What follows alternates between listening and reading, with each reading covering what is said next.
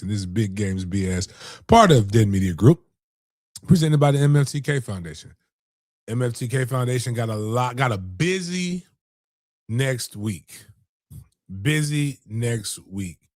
We've got our gifts for good, our nice gifts, nice grades initiative.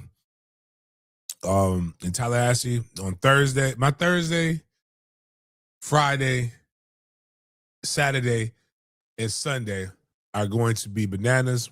We will talk about that a little bit as Jaden has that as part of the program.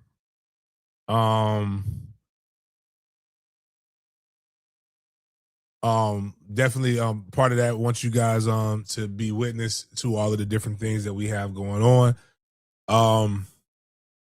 We have some news and updates going on that we got to catch up on, but I got a jam-packed show that we got to put a lot of stuff into for 2 hours because we're gonna have to treat this like radio. Not radio, excuse me, TV, because radio you can maneuver things, but we are up against it because I gotta go on a boat. So I gotta get things going. We had a lot of content that you can. Oh, biggest thing is make sure you guys, Miles, can we change the QR code to maybe be the Discord? I can. I'll ask. I know Discord has a QR code. Yeah. I didn't notice that. Join the Discord. Miles, Miles, can you push the hand clap thing real quick, Miles? Like for you, give for yourself, man. Miles, Miles did something impromptu on Wednesday. Yeah, Wednesday. Yeah. I know it probably was frustrating, but like Miles, I was like, hey, I'm afraid I don't want them taking my whole channel away from me. My buddy sent me how they almost threatened, they shadow banned, they almost took his channel away from him for excuse me, streaming the state championship game. FHSAA came after him hard. I was like, hey, this YouTube is just getting good. We just finally got to 7,000. We're 900 away from 8,000. Probably gonna get that between Freddie's podcast that we did. Make sure y'all check that out, as well as obviously streaming these games help pick up new viewers from everywhere else. But I didn't want to lose that. So Miles said, like, hey, we can stream it in the Discord. So if you download, to get in Discord, you can watch the Reign State Championship game. And we'll start watching. I think we'll start doing a lot of other stuff. Like we'll watch away game, Jaguar away games in the Discord, so we can all start, getting the commentary. I think I know who wasn't on mute, Miles. Who? It was Knox's granddad. Oh, okay. Like there was a name, Daryl Futch. Yeah, I remember seeing that name. That's a white man. Like with a name, Daryl, the way he spells it is clearly sounds like it's a black guy. Futch, I ain't never met a black Futch before. I ain't never met a white Futch. That's the first Futch I've met. And Daryl don't give much Futches out here. He is a professional gambler. Oh, that's awesome. Like he does other things, but like he literally travels to go gamble. Like when we were at Battle Miami a year ago, this man was like, hey, coach, whatever you need, you let me know. And I was like, hey man, if you could just pay for the food for these guys, that'd be a great burden taken off of me. Cool. I just made 30,000 on the blackjack table last night. I was like, damn. I mean, he's playing like that's like a salary. Ask him if you ever played with Chauncey Billups. Oh man, I hope so. But you know what? Daryl probably did. But I hope that so that we use the Lord for us, and that I hope. Oh man, you telling lies on today. I appreciate that lie. James, you're a great representation of what leadership and servitude looks like. Proud to be a member / follower of what you got going on, sir. It's people who hate me, and I'm grateful for them to hate me. There's some people reaching out to you. I've seen. Did you see the Bobby Bowden comments? I think there was a lady who was like, probably don't remember this, Yeah. but I remember. I never understand anything that you're saying, but I understand this right here. Like, I probably told her like I'm not meant for you. Like that's like one dude said. One guy was on Facebook. He says such bad language. He calls people pilgrims. What? And I'm like, so what I do when people say that, I pull out a John Wayne gift. How the pilgrim? Like, Yeah. John Wayne called everybody pilgrims. Right. I didn't know when we learn about pilgrims. On every Thanksgiving, we talk about pilgrims. I didn't even say pilgrim is slang for a cold ass white person. Right. Now, if I called you the other thing, then that ain't even really a bad thing. We all go to Cracker Barrel. Yeah, 100. There's a bar with, I can promise you ain't a colored in sight, called Crackers in not Middleburg, off of Blandon Boulevard here in this area. Yeah, that's I know. So like, miss me. I said, man, I told him, I said, I'm grateful that your pilgrim ass ain't over it. Like, I said, I can't even call you a pilgrim. Love it, man. Again, I love everybody until they don't deserve being loved anymore. Well, you guys who are going to join the Discord, we're trying to get it to a free open chat, have everybody talk amongst each other and with James. But if you have a loud background, that's when you mute yourself. I'm trying to get everybody up to speed on how to mute each other individually or turn each other down, turn the stream up, but it'll take some time. Yeah, so we have 84 people in the Discord right now. So I would love to find, we're going to stream the Reigns game. I'm going to send it to my buddy who knows all the people in Miami. It could get festive. Oh boy. Here for it. Here for it.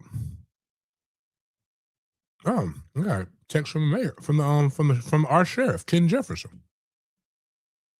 But yeah, so anyways. Let's start our show off the way we start each and every show off with a word of prayer. You already know what time it is, dog! Thank you, God, for another day! Thank you, God, for another day! Thank you, God! God is great! All the time! All the time!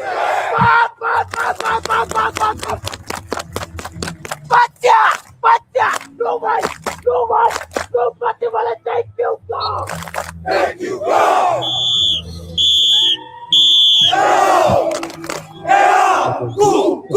Go! Y'all heard him. You better thank God. What we got, Jaden? All right. Good morning, everybody. Welcome to another morning episode of Big Games B.S. here on Friday, December 12th. This is your first time at the show. Welcome. And it's called Big Games B.S. because we bring the good, bad, and the BS of the sports world, especially football, to your screens, eyes, and ears.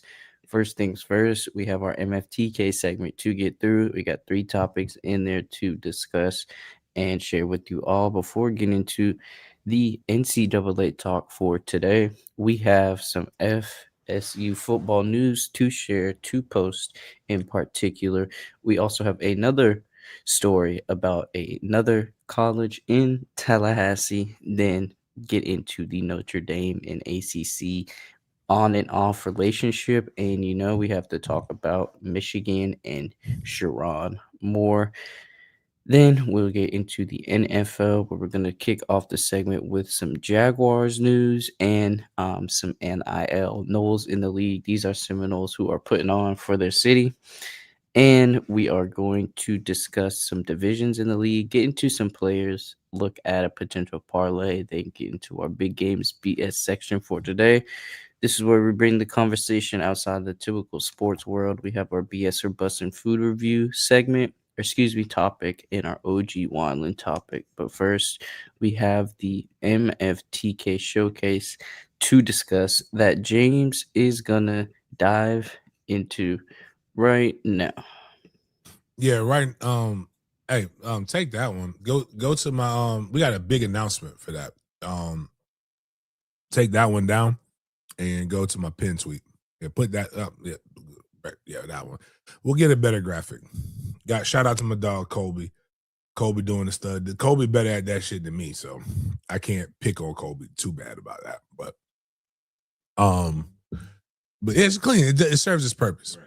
But I'm officially an OG. I'm an OG wildin', as probably Jaden would say. But there's this guy called Route God. I've heard all the kids doing it, does the Harlem Shake stuff and all the things, but the kids like it. He's a good coach, good guy, solid. He's coming to be a special coach, and we are going to have a special camp. Now, this is young man costs money. This is what he does for a living. So we're going to have a camp that we're going to open up. We will lock up this location for our showcase, but he's got a great name in James. But Route God is going to come, and we are going to have a youth camp for everybody for $50. We're gonna stop it at. We're gonna try to lock it in at 100, but we will give all ages will be welcome to come to the camp. Come learn how to run routes from Route God. I'm gonna try to get a picture of Route God and DB Doctor together. This is also a fundraiser. I'm going to be honest with you. What he's doing this for is for the love. 581,000 followers. He's coming to Jacksonville next Saturday and Sunday. I appreciate him for that, but we will be getting active. The entire MFTK unit will be ready to go, locked and loaded for practice starting after this starting on Sunday. We'll have our teams picked. We will be doing all kinds of good things, man. I appreciate that. So we got him coming. Got some of the best athletes in the Southeast having some hiccups, trying to get a local college to come in and get involved. They don't want to return phone calls. They don't want to do other different things. Hey, we're gonna make this happen. Right now, the KIPP school is on deck. So we may be bringing a lot of attention to the KIPP school. So hopefully on the west side. So hopefully that will go. We still got spots locked up. Got people coming from Louisiana, South Georgia, North Carolina, South Florida, Tampa. We got a whole bunch of kids coming. We're gonna get active, and we're gonna have a great time, and we're gonna stream it. So, oh, my Pilgrim I was just eating. I'm eating this on there.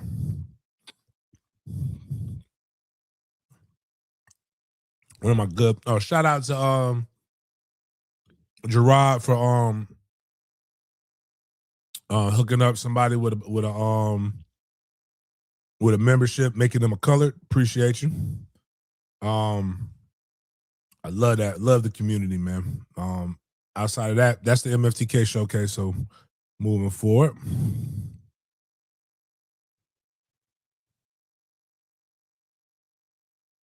Still trying to get people to go to Toronto. That's the goal. Man, bro, that shit expensive, dog. But we'll know very soon what the cost and everything are gonna be with that. And I really want to take some kids to Toronto to be ambassadors. Again, you say what you want to say about me. Everybody don't get these opportunities. Cursing, drinking, smoking cigars, and shooting guns gets you opportunities in America. God bless America and no place else. That's just one of the things that you can just truly say, whether people agree with it or understand it. As I talked about on Freddie Stevenson's pod about my relationship with Coach Bowden, I learned to be unapologetically who I was because of that old white man. I've said it before on the show, I believe it. That is an old white man from Alabama who was going to be who he was, and regardless of what room he was in. And there's a freedom in that. It probably closed him some doors early, but man, did he live his life. He lived. That man lived. That's probably why he got ran out of West Virginia, but that's also why he's a legend in Tallahassee. It has a stadium named after him, and everybody who speaks about him, his name will live on past multiple generations. But that's the Toronto thing. I'll probably try to get more fundraising after we get through this fucking week because I got to hit the ground running. Even on vacation, your boy gonna be working.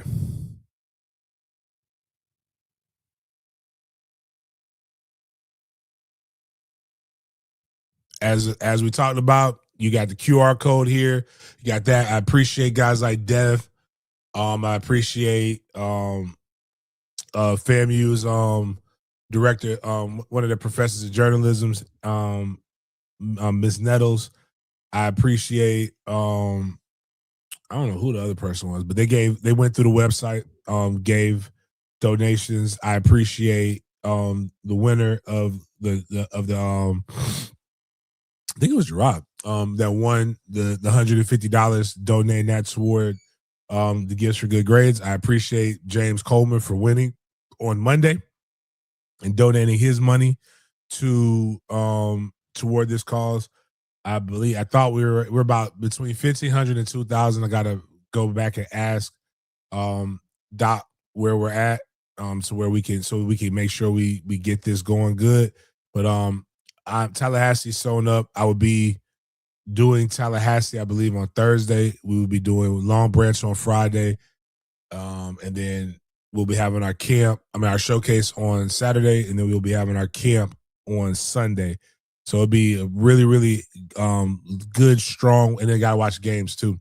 But it'll be a good weekend for me with MFCK, getting active in the community and doing a lot of different things. So I want to appreciate everybody who supports. Be honest with you, if you don't have the money, a retweet will help. That's at the end of the day, that's it. But just raising awareness, help make it somebody else's day. I promise you, when you start doing things like that, you'll start really feeling good about where things go, where things are headed in your life. Just wanted to correct you. You were saying Toronto, but it was Tokyo. I keep saying I want to go to Toronto. My heart is in Toronto. I went to Toronto damn near a decade ago and had a blast. I haven't been back, but but it's Tokyo. I don't have a desire to go across that part of the pond. Oh, also shout out to my homegirl, to the girl who does my nonprofit stuff. It's Brittany Christie's birthday. Shout out to Coach Korn. You think Korn will answer the phone?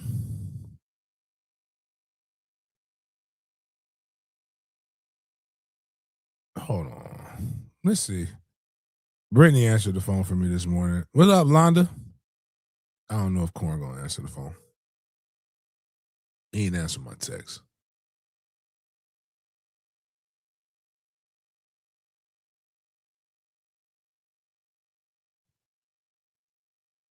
Why is my okay?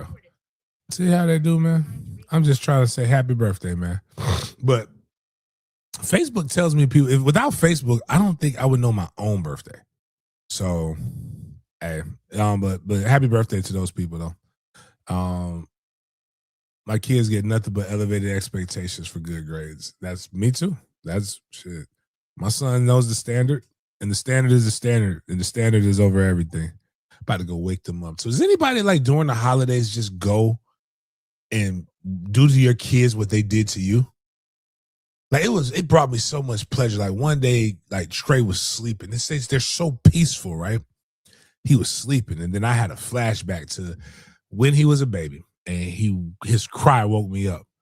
So I just went up to him and just scared the shit out of him. I was like, yeah, payback's a motherfucker. Gotta get him. You gotta get him back. You gotta get your get back. It's never too late to get your lick back.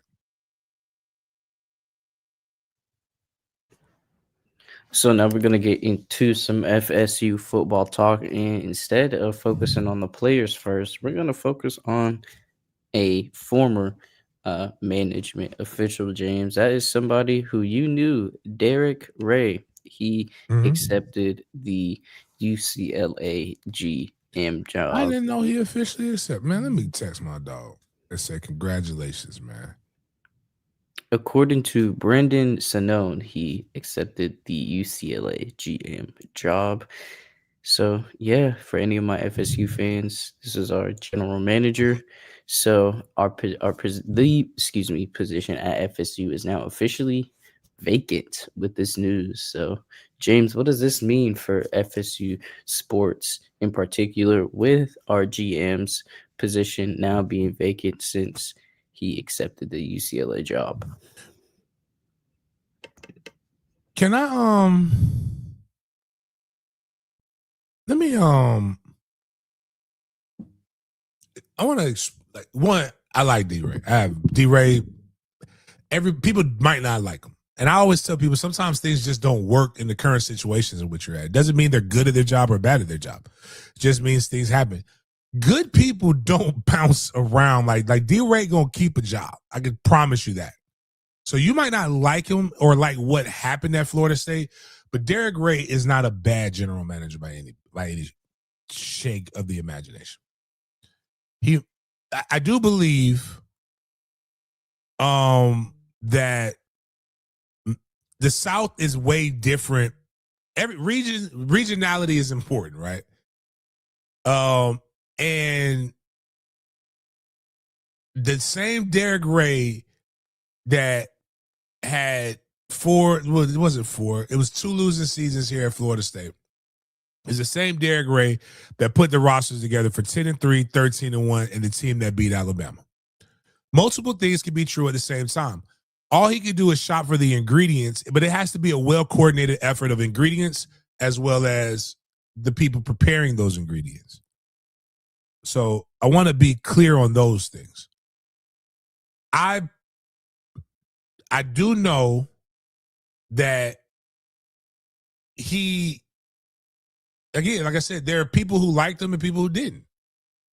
I have never had a bad interaction with Derek Ray. If I called Derek Ray answered more than other people at Florida State. He was always professional.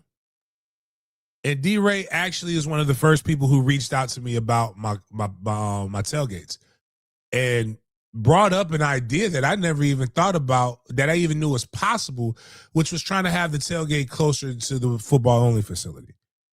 We weren't able to accomplish that because I didn't have another tailgate. It was just the football, because those things cost money.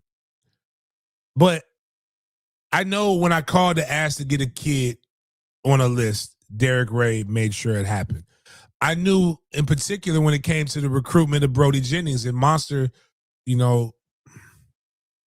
before we lost him, he had things like with his phone that was off, and that things that not off, excuse me, his phone was broken or something, and he couldn't, like, he was in between phones. I picked up the phone, called D-Ray, said, "Hey man, Bradley wants to talk to you. Like, let's do this." I know there are things that people like about him. Again, I don't judge people because hell, people talk about me all the time. And a lot of people have very strong opinions about me and don't even know me. So I won't go as far or as strong or as hold on, man.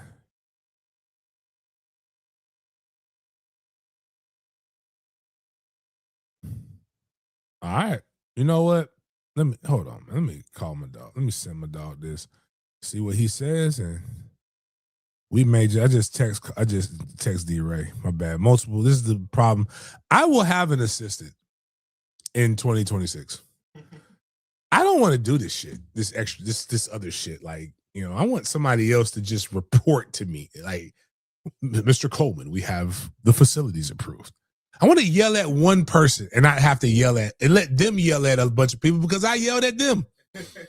Doesn't it feel so much more freeing? Anyways, but D-Ray is good stuff. I like the fact that he's working. I don't like seeing people. I don't enjoy seeing people unemployed. What I pray and I hope is now I have a connection at UCLA. So if D-Ray is listening to this, I text him congratulations. I say anything I can do to help you, let me know. I am concerned about getting kids in fucking college. That is what I am concerned about. So I want to make sure that my guys are taken care of. So cool. We went from the front office and now we're going back to the field, James, because somebody is leaving the FSU program. That is defensive back Edwin Joseph. So, according to Hayes Fawcett, Florida State starting DB Edwin Joseph Jr. plans to enter the portal. This year, he totaled 37 tackles, 3 interceptions, 5 passes defended, and 1 forced fumbled. Plus, he has 2 years of eligibility left. He did get into the sideline scuffle with Coach Mike Norvell during the Stanford game. I believe this is the same player. For anybody out there wondering, but James, my question to you is, was this expected after seeing that event that I just previously mentioned and just seeing how the season unfolded?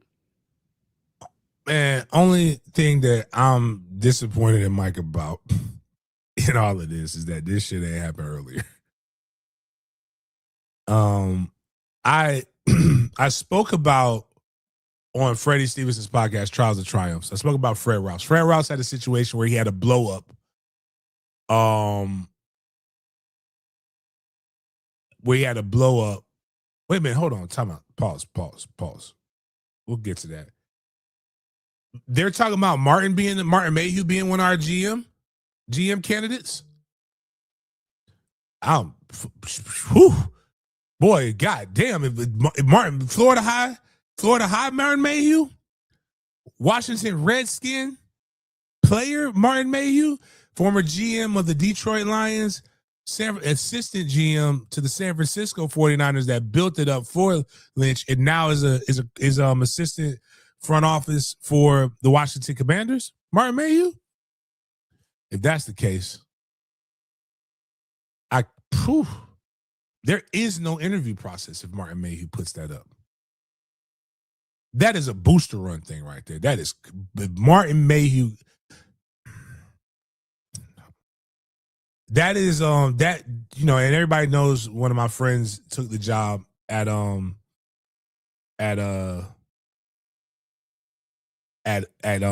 University of Florida. This trumps this.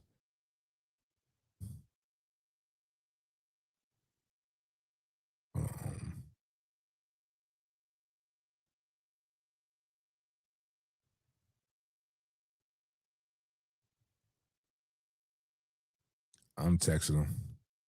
I know you're gonna give me a GM answer though.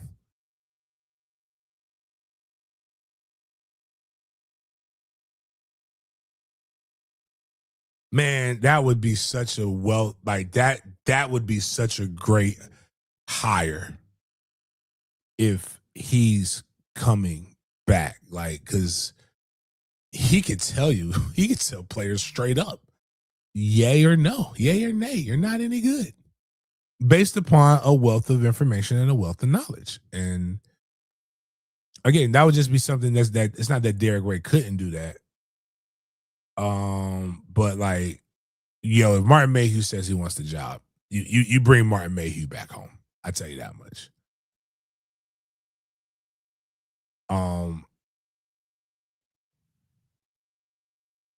Yeah. So,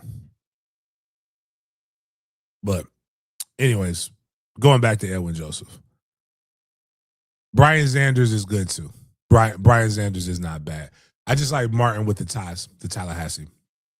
Brian Sanders is really, really good. You're gonna see a lot of people off that Liam Cohen and why can't I think of the kid who looks like he hasn't hit puberty yet? Our GM, nerd boy, Gladstone. Gladstone, yeah, Gladstone. Sounds like a villain in like one of the movies. Bring me Gladstone. But that tree is going to produce some quality fruit, especially if the Jazz are about to make the playoffs off of what's considered we'll get into NFL shit later. But Brian Sanders is another qualified hire based upon the way that college football is going. Now, Edwin Joseph should have been told to walk back to Tallahassee from Stanford. They made up for it. He's made a couple plays since then. He's also been destroyed numerous times since then. You ain't finna, to quote Carmen Angela Adams Coleman, what you not finna do is embarrass me in front of these people. That is just what that should have been what was said. Like, you think you won? I will show you winning and losing with the power of the pen. And that's not me saying that this man cannot bounce back or rebound or doesn't deserve to bounce back or rebound. I'm just saying you ain't what you're not finna do is curse me out in front of all these people. Mario Nash is the only transfer that I feel bad about.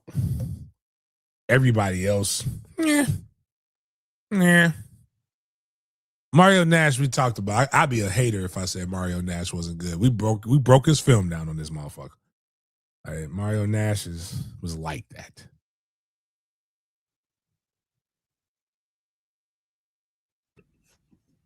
Going across the tracks from FSU to FAMU, James, there's been some rumblings about who their next head coach is going to be since they did go their separate ways with James Colsey. But, James, it looks like a familiar face is looking to step back on the FAMU campus, and that is Quinn Gray. So, according to reports, according to HBC Sports on X, Florida A&M is on the verge of naming Quinn Gray the school's next football coach. How big would this be for FAMU to get Quinn Gray on that football squad? Be huge. Really good man. Really good coach. Has done it all the ways that you want somebody to do it. Has built it up, has been an assistant coach, built it up other ways. Went to Memphis, got the PWI experience. Went and got his built it up from the ground up, which you've seen him do at Albany State to where they went through a bunch of different things. I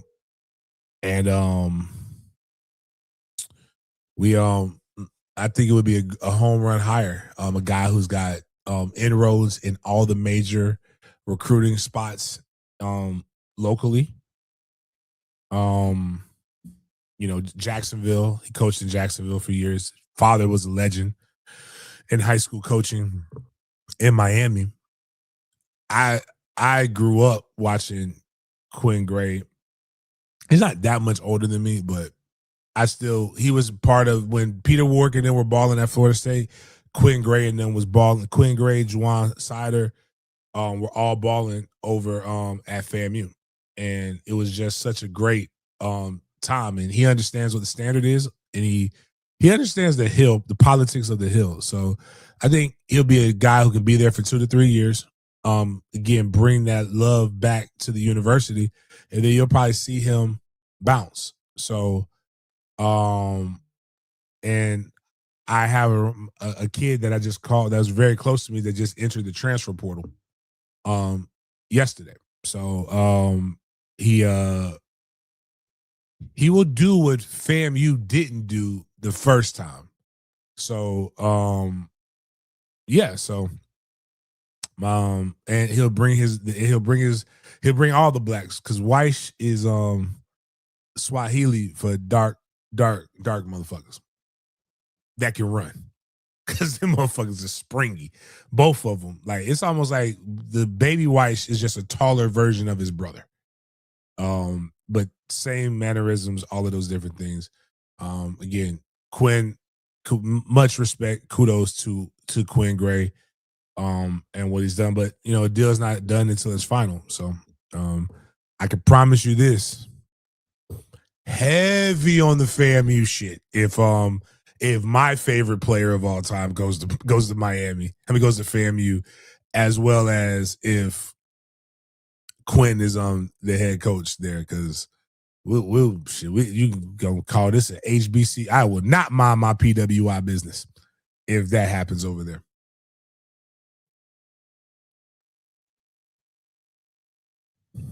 Speaking of minding the PWI business, James, it's funny you mentioned that because the ACC commissioner, Jim Phillips, called for CFP expansion after Notre Dame was left out.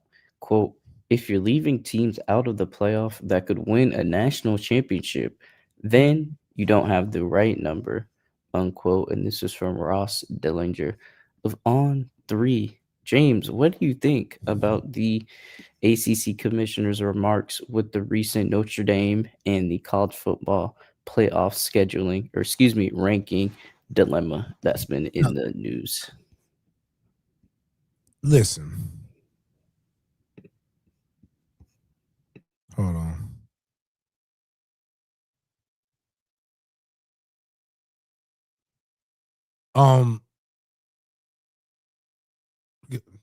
Miles go again. He is full of shit.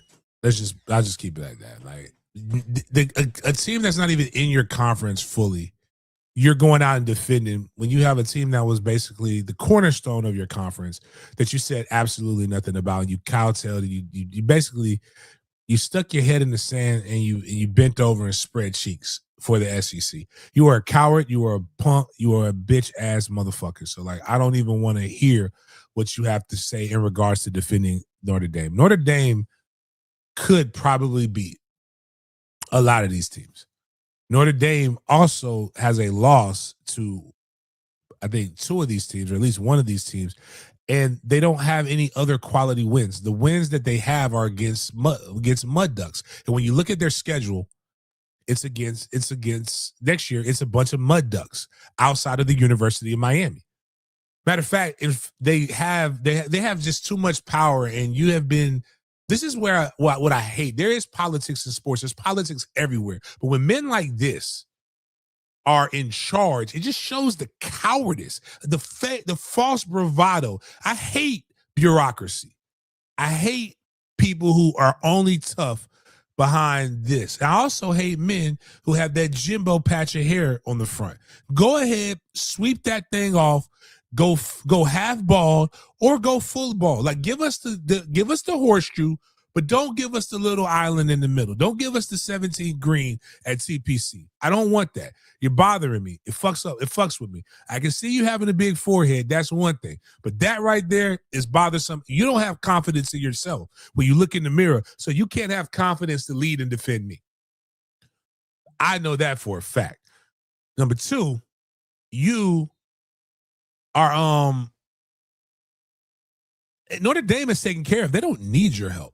They have a whole fucking provisions for when it expands that they have to be included if they're ranked in the top 12, which is why I'm glad that all the athletic directors are starting to talk about they're going to freeze them the fuck out. It is time to get down. Hell no. Either play ball, either get down or lay down. That's what we need to do. And that's just coming from me. You know what? Actually, no. Yeah, fuck Notre Dame. Because unless their coach was coming and his fake ass hairline was coming to Florida State, I don't want to hear anything about him or the fact that he doesn't know how to use a condom or his pullout game is the most trash in the world because he's got like 12 kids from that woman. Leave that woman alone. But I don't like him because of what happened last year at the Senior Bowl. He egged me, man. I just wanted to talk about one of my players. That's all. I wanted to talk about Chris Mitchell. Chris Mitchell played in the national championship with you. How you doing? But then he's like, I don't do no interviews. And you know what he did 5 minutes later? An interview with a nobody. I'm like, man, fuck you with Magic's dick. Like, yo, like, I'm just like, nah, man. Bump y'all. Bump Notre Dame. You also robbed us of a phenomenal opportunity in Orlando. The Catholics versus the Mormons. Do you understand what that would have meant to religion, college football, and the ratings? The battle out for which religion is real. Who does Jesus love more? The Catholics or the Mormons? Live at what is it? What is the stadium? Live at the Citrus Bowl. No, Pop-Tarts. It would be the Pop-Tarts Bowl. Who touches kids more, the Mormons or the Catholics? Battle it out. We could have had the same dudes that did the Reigns Booker game be the commentators. Sunday, live right now in Pop-Tart Stadium. The Catholics versus the Mormons. Nah, Man, that's bump them. Got no love for Notre Dame. Fuck Notre Dame. That's why I play the video. If you make this a short, play the video of me talking about carting off Notre Dame players in the game. Damn, boy, Freddie made it seem like we were anarchists too. He brought that up. He's like, you can't talk like that in today's society. Why the fuck we can't? Football's a violent game. They prayed. They had communion. Jesus had their back. He knew it was coming. He could have told them that I was going to lay out 14 cats. They should have prophesied it. Like it was written that a large black male with the devil's number, the 3-6. The 3-6 was going to come and demolish the Catholics in front of Jesus because they have touchdown Jesus. I'm not saying in front of God. I'm just saying they literally have a painting of Jesus, and his name was touchdown. They called it first down Jesus there because they wasn't scoring very many touchdowns. But like boy, I'd say one day that needs to be a big game story. Like that ass whooping was epic. If you ever wondered if the soul of college football is merit-based, see that contract. There's nothing left. Nothing in life is just merit-based. Nothing left. Believe that bullshit. If you believe that bullshit, you better keep if you buy that bullshit, you better keep your receipts. Like, yes, you need to be good. You need to be good. There is a need. But you also need to have cachet. Life is not about what you know. It's not about who you know. It's about who knows you and what you can provide. And once you learn that, man, everything, it's marketing. You know why Notre Dame is in the news? Why they can do that? Because they have the largest alumni base. They're the largest Catholic school. They're one of it's a great academic institution, all jokes aside. They know that there is money if Notre Dame is playing. Right. Notre Dame is nowhere near the South. They have one of the largest alumni networks in Jacksonville. Jeez. Them, Ohio State, I think Florida State is like the 5th. Florida's number 3. I think Ohio State's number 4. I learned that when we were doing marketing, we were trying to get they wanted to have watch parties at different restaurants, and certain restaurants were like, no, we have Notre Dame. They bring us 500 people every Saturday to watch their games. Well, this is why everybody hates you. And you know what? I hate when people say, why do people, I don't get mad when people dislike me. It means I'm doing something right. It's part of winning. Like Toby Bullock said it the best. When he was coaching at Wolfson, everybody loved him. He got a good luck coach text every Friday. He's like, now that he's at Mandarin and winning, only one coach texts him every Friday. That was coaching, and that was Marty Lee. The other coach was Kevin Sullivan, and he's retired. None of his peers like him, and he's okay with that because that just means he's whipping ass. So, hey.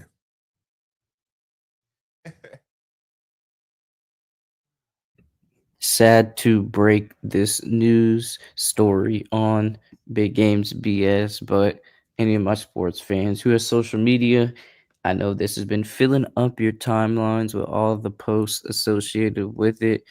And this is none other than the Sharon Moore situation coming out of the Big Blue, aka Michigan. So we're going to read this post right quick from Yahoo Sports. Former Michigan head coach Sharon Moore was detained by Saline, Michigan police on Wednesday and turned over to Pittsfield Township Police for potential charges. Moore was fired by Michigan earlier today. This post was on Wednesday after credible evidence was found that he was engaged in an inappropriate relationship with a staff member. So we have a article right here, courtesy of ESPN. So I'm going to read around this. So the Washtenaw County Prosecutor's Office told ESPN that it does not expect a decision Thursday on whether to file criminal charges against Moore. Authorities have yet to release details about Moore's arrest, other than to say that he remains under investigation. So this comes right after he was fired as the Wolverines football coach for having what the school said was an inappropriate relationship with the staff members. So, quote, the matter involving Mr. Moore remains under active investigation by law enforcement, and as a result, we do not expect charging decisions or an arrangement today, unquote, said the prosecutor's office spokesperson Liz Mack. So, also on Thursday, the Michigan president Domenico Grasso sent a letter to faculty and students asking anyone with information about the Moore investigation to contact the school. So the Pittsfield police released a statement Wednesday night saying they responded at 4:10 p.m. to the 3000 block of Ann Arbor Saline Road for the purposes of investigating an alleged assault. A suspect in this case was taken into custody. This incident does not appear to be random in nature, and there appears to be no ongoing threat to the community. Moore was initially detained by police in Saline, Michigan on Wednesday and turned over to authorities in Pittsfield Township for investigation into potential charges.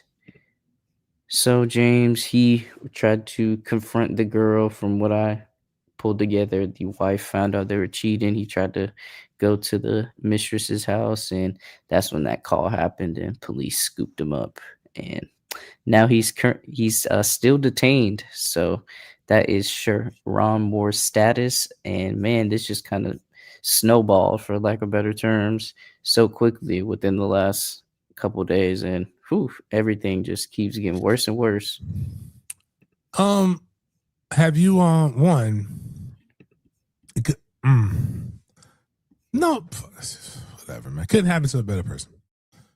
And I say things like that when I say this is why you have to be careful with not what you put out. Yeah, it is what you put out. I don't do anything that I'm not willing to deal. That I'm not willing to deal with the consequences on.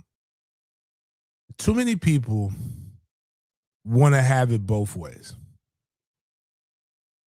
And what I mean by that is they want, ironically, it's another coach in North Carolina that's dealing with some similar things as well. But people always say black people lead with race. And I don't care what anybody says. I love being who I am. Yeah, like a black, yeah, that's exactly. But they love black people who lead with race that is inclusive of them. Like, meaning Moore has a beautiful white wife. And he made a statement about how he's above it. But brother, you're seeing it now. Because what he's doing is, outside of getting the police involved, people cheat every day, B. Lane Kiffin literally got a divorce from his wife while he was coaching. And he failed forward. Right now, Lane Kiffin leaves, and it's not a scandal. Lane Kiffin has a bunch of co-eds retweeting, screenshotting, and posting the DMs that he has shared with them. And he has said some egregious things, which a healthy heterosexual male will do. Same thing with Shannon Sharp. Shannon Sharp got booted because a chick extorted him. And he's single. But because his dick is on display, we lost all kinds of good jokes and really, really nice suits being shown to us. But he has his own platform, which shows why you have to have your own platform. Jeremy Pruitt literally left Florida State because he couldn't keep his dick in his pants, but got promoted to Georgia, ended up getting the head coaching job in Tennessee, cheated his way out of Tennessee and into the NFL. Jim Harbaugh literally cheated, and it didn't raise as much fuss as this is doing. There are numerous coaches I don't believe people should lose money because of their marital issues. I don't care. I care, can he coach football? Now, here's the want to know the truth. If he would have beat Ohio State, we wouldn't know anything about this. He'd lost. You don't lose to your rival in that rivalry. In that rivalry, he's a nut ass freak bull. And you know what? A lot of the people that you like are nut ass freak bulls. We got a whole president who paid a lady to keep her quiet. And apparently he cries when he comes, is what the lady said. Bill Clinton didn't care. It's actually pretty interesting when I found out about the reports. When you don't have anything on people, you look for the most minute details to try to hate somebody because you hate the position that they're in, because you hate yourself. Now, what I will say is he got being arrested for the situations that he's in and threatening people. It sounds like he had a psychiatric fucking breakdown, which is what people are saying he actually had when the details of this come out. If this were a situation of a no-run individual, I would be getting crucified for bullying. It is now being reported that University of Michigan's athletic director had been alerted this past Sunday by major donors that Moore was suffering from mental health issues. Despite having this information, he fired Moore with a private meeting without HR or any security present right before informing the team of their coach's dismissal in the meeting. Coach Moore was arrested on suspicion of assaulting his former mistress, a young woman who had been a member of the staff and, according to multiple reports, may have been pregnant by Moore at some point during their relationship. The alleged assault took place hours after the dismissal had been completed. He was not fired for what he did. He was fired for the assault or the arrest. What happened was a man with mental health issues was fired for having an affair, which caused him to go to his wife and got kicked out the house, and him to go to his mistress with a suspected assault and threatening to kill himself. I'm not adding no emotion to it. That's just what happened. That's called a mental breakdown. Some of y'all have had mental breakdowns for less.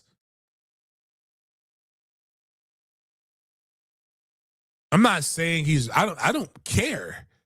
But I do know this. I ain't passed the law, but I know a little bit.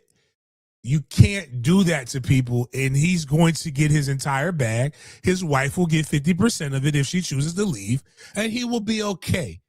And us loving hip-hop motherfuckers will be over here talking about the dude with a lot of gums and not a lot of teeth that likes snow bunnies while he lives on interest to fuck another somebody. He was set up. It happens every day. I see If what happened, this is political. This is the thing is he was no longer useful. You're no longer useful. They could get rid of you. And instead of trying to get rid of you, one thing I've learned is that certain people, and they happen to be a certain hue, not because that's how they are, it's just who's up in the top 1%. It ain't a lot of brown people. But when you're in that situation, as my father says, it's worse things than killing a man. You kill a man while he's still breathing. That's the worst thing you could do to somebody. And that's what they attempted to do. But the problem was the athletic director fucked it up. You already knew you were going to fire this man, and you wanted to use his infidelity as a reason to fire him, which has not worked for any program. See Arkansas. Arkansas fired a coach because he was banging his secretary, and he was on a one-way on a road in Arkansas with his motorcycle, living his best life. Doesn't that sound peaceful? I'm not saying he's right. I'm just saying the man was on a motorcycle. Just imagine it. With his girl in the back.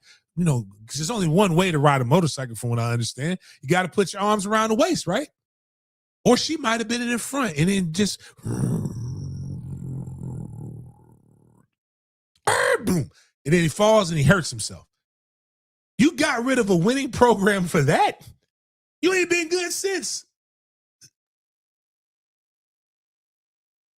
In the grand scheme of things, this man's off-field issues are why you fired him, not his on-field issues. You got a white guy, Jim Harbaugh, who and I'm not saying this black or white, I'm just, my bad. I probably could have done without that, because just in case you don't know, Jim Harbaugh is white. I love the Harbaugh family, by the way. But Jim Harbaugh literally had a dude cheating, stealing signals, going to other games. Like, it was really, in a sense, like, you wouldn't believe that. It doesn't make, nobody wants to win that bad that they hire a staffer to go watch every game of your opponent in the stands with binoculars, sometimes getting them sideline access. That's what we need Bill to get back to. The old Bill. Yeah, Bill ain't cheating good enough. The old Bill. Yeah. When Bill was filming practice, yeah. Stealing other teams' huddles, like, that was great. Hold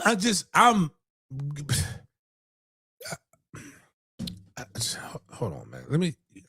I'm just gonna type this up. Google, actually, no, it bumped this. Nope, I don't want that. I want a smart version of what I need to see. Seems the assault part. Hold on. But it happened after he was fired. Yeah, they're getting joined. Getting joined together. The timeline doesn't match, and this is what lawyers do. When a lawyer gets in there and puts that timeline together and starts picking it apart, it's not gonna add up. So he was simply fired for having. He was fired. That's the only reason he was. And what? So this is what they do. Remember when I was talking about, you made the show about it. They tried to say, when Tag got fired, oh, he's on cocaine. Oh, yeah. He's on this. Like, oh, he didn't sign a contract. Like, people don't, and I'm like, when I'm listening to him, I was like, bro, you don't know. Like, I hate when people talk about things they don't know about. I ain't go to law school, but you know what? I've been in court enough to have understood things. If you read a book in the state of Florida, verbal contracts are binding if you can prove that it was a verbal contract. And how you prove it is based upon how you have done things. Well, Tag didn't sign a contract, so he's stupid. We don't have to pay. Like, he's not represented by Jimmy fucking Sexton. Yeah. You think Jimmy Sexton's going to let this man not sign a contract? But you're paying him $5 million annually. So regardless of if he signed a contract, you had a verbal contract, and this is it. You're trying to get him with cause, but your cause is what caused him to get fired. Yes, that's Jay Days. It's really, they don't know how hard it's just like Murder One. We see so many shows, it's hard to get somebody on Murder One. Because Murder One, you have to have a pre-established relationship to be considered. That's why most people get killed, or it's a familial relationship. But like, you caused this man to melt down, and now you're gonna pay the $30 million. And yes, in the grand scheme of things, better dick discipline might not have got him in this position. But I don't care. Yeah, do you care about your, like, right now, do you, like, if you go to the doctor right now, matter of fact, it's a great, man, I'm not going to say his name. I got a friend who is a fucking savant. One of the best cancer doctors in the Southeast. Got jammed up. But he's been jammed up before, but he got jammed up on one of them, like they be doing them stings on the back page and whatever the thing is. Yeah. He didn't do it wasn't a young kid. They made it look like he got a regular good old fashioned prostitute. Right. And you're not paying her for the companionship. Oh. You're paying him to leave. 100%. He's a busy man. He's saving lives. In fact, he was the doctor that, when a great man in my life came around. He was the doctor that family trusted to tell them, is he going to die? What does this say? He's like, he had to break the news to him. That's what, but you know what? People don't know. This is why pimps are necessary. Yeah. People don't like when I say these things, but it's the truth. He needs someone in. You need pimps. You need an in-between. Women need pimps, and so do men. You need an in-between guy. Keep everybody safe. Yeah, like, make sure the transaction's good. It's an agent. A pimp ain't nothing but an agent for sex. The man got put up into his name, got put on the Jumbotron on the Summer Jam screen. He loses his job. But you know what? The man is good at his job. So because of pussy, we're letting the man who can actually make people not die. Right. Like, do you understand how crazy that is? And to say we're in a Christian nation. I'm going to type it in because sometimes I get things wrong. ChatGPT. Hold on. Can I use it? Okay. Allow microphone. ChatGPT. Who is the man that the Bible says was the only person created after God's own heart? Just trying to figure this out because never mind. They ain't catch all that.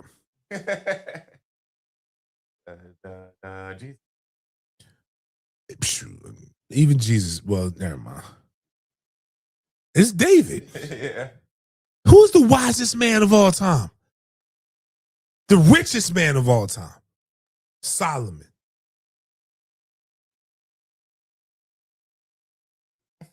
Even ChatGPT making excuses for David. It doesn't mean David was perfect. He made serious mistakes. His heart constantly turned toward God. He showed obedience, repentance, faith, and dependence. He wanted to do God's will even when he messed up. Let Sharon Moore do God's will. Do you one thing I will say is that people who are really, really good at their job, the guys who are the apex of their careers, typically need something to be able to stabilize them. I don't trust a man with no vices. Doesn't mean women have to be your vices, but just think about some worse vices. He ain't on drugs. He ain't out here like there's every great, I promise you guys, it's not okaying things, but sometimes when you understand the way the world is and the way it really operates, it will help you operate in your truth more. Great men ain't good and good men ain't great. The world does need more good men, but in order to move forward and propel us against the bad men, we need bad men. Bad men protect us from the other bad men. He ain't bad at all, and I'm just using this as an example. I personally don't like Sharon Moore. I think he's weird. I think he's lame.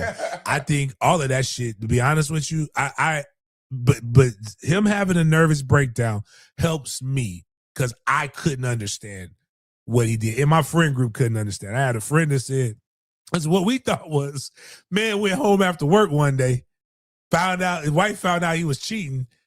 She kicked him out the house. He threatened to kill her, and then he went to a side chick. Side chick, they want him, and then he threatened to kill her. And my boy said, "Hey, you know what happens if my old lady catch me cheating and kicks me out the house? You know what I'm gonna go do? Cheat some more." That's what he said. Shit, I'm in trouble already. Yeah. Like, ain't gonna help. He's like, he said, but what I ain't going. He said, you know what I ain't gonna do? I ain't gonna kill myself. Because that's not, or threaten to kill anybody else, because that, I know that won't make the situation better. The other stuff might not make the situation better, but you're here. Now you're in jail in all of this.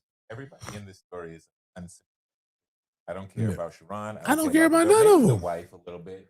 Man, fuck no. They're all millionaires. You know why I don't care about her? And I'm not saying she's a bad person.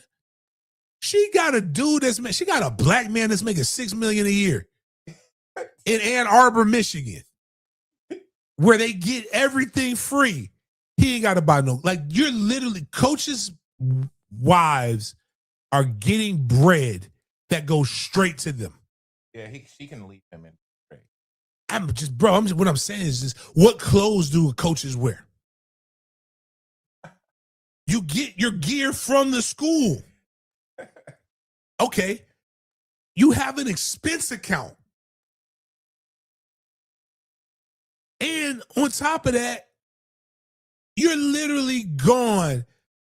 There's 365 days in a year. He's probably busy 200 of them. So 200 and 250 of them. You're looking at it like a business. The problem is people are so concerned about control and so concerned about perception that they forget reality sets in. There aren't very many people in this position that can put you up into that lifestyle that give you the same opportunities that he gets. You know what, Jimbo? You know why I don't feel sorry for Candy Fisher or Jimbo Fisher? Because Jimbo ass was cheating while Candy was getting dicked down by Jake. Well, they were both doing that. I was born in the day, but not yesterday. That woman was getting some side action. If she ain't getting no side action, then she's stupid. Just the only thing I say in this situation right here, don't embarrass me. And she's embarrassed. He's embarrassed. How do you think? Like, don't, like, you know, come on, man. Very few people have that temptation. Or, just, I mean, again, to me, just, you don't own somebody. Because everybody says this, right? The thing, okay, we'll get to the thing about cheating is this. Everybody loves to say, oh my God, I can't believe you stepped out on me. It's just, sex isn't that important. Women like to put that as it's not that important until they leave you for having sex with somebody. Because it's that important. And that's just the case. And I mean, it's just like, you know, at the end of the day gonna end. But, you know, and she may get her bread. That she'll get a settlement, but he is definitely a stimulus package. But he's a duck. I hate to see anything. I hope he gets some help. But it sucks, man. He ain't even gonna be coaching no more. But I want to know. But my boy, one of my coaching friends did say something that was wild. I don't want that vagina. I don't want no vagina that's gonna make me kill myself. Like, that's some treacherous stuff. Like, that's like the final level boss vagina. I hate that. Like, you the dude who cheated, and then you on some Drake shit. I'm so sad because I cheat on all these. That is Drake. That is Drake. Very much so. What was it that final level boss shit? That's funny. This is something else I was going to say regarding the situation. Ohio State just destroyed another program, though. All in all, so kudos to this makes me. But speaking of Ohio State, Jim Tressel was fired because guys turned their jerseys in to get tattoos, and they said he had no control over the program. Just some of the things we fire people for are just absolutely egregious. But anyways, man, on to the next. Couldn't happen to a better person, like I said. Now we are at the NFL portion of the show. So today we're going to kick off our show with some Jaguar news. So, courtesy of Michael DeRocco, the ESPN reporter for the Jags. Jaguars QB Trevor Lawrence ankle was a full participant in Thursday's practice. Left tackle Walker Little and safety Andrew Wingard have cleared concussion protocol, and this is the Thursday injury report from practice. Wide receiver Parker Washington was limited, and defensive tackle Eric Armstead was a full participant in practice as well. Another notable name that was a full participant, Trayvon Walker, as well as Jarian Jones. So for my Jaguar fans out there, these are your players who are on the injury report, and we want to give you guys an update with the team as we go into the Week 15 matchup against the New York Jets on Sunday. Now we have our NILs to talk about the Knowles in the league. These are your NFL Knowles who did their thing in Week 14. So from left to right, you have Kevin Knowles the second, one solo tackle, one pass breakup versus Houston. He's on the Chiefs. Jarian Jones on the Jaguars, 3 total tackles, 2 solo, 1 fumble recovery versus the Colts. Jalen Ramsey, 3 solo tackles versus the Ravens.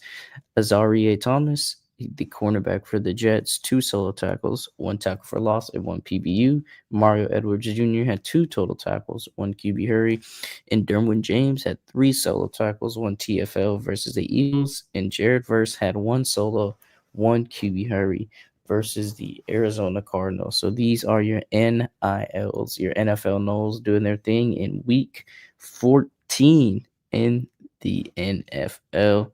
So just want to share that with you guys. And now we are going to discuss last night's Thursday night football matchup between the excuse me, Atlanta Falcons and the Tampa Bay Buccaneers. This was a NFC South division rival game. So this game meant a lot for these teams, and it definitely meant a lot that the Bucks lost this game to the Falcons. The Falcons do not have their starting quarterback, Michael Penix. So Kirk Cousins was in the game, and he did not disappoint for the Dirty Birds. So let's get into the box score right now.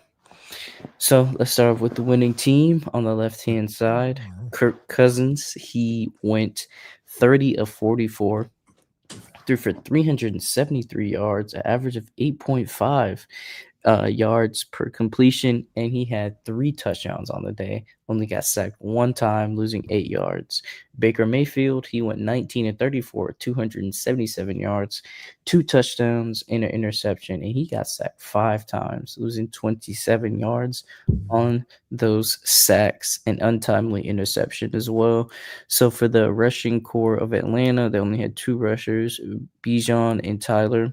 So Bijan had 19 carries for 93 yards and a rushing touchdown, and Sean Tucker had the only rushing touchdown for the Buccaneers, but Bucky Irving led the squad with 16 carries for 60 yards. Mike Evans, his first game returning back from injury, had 6 receptions for 132 yards, almost got injured on the play by rookie Kobe Bryant, was kind of scared.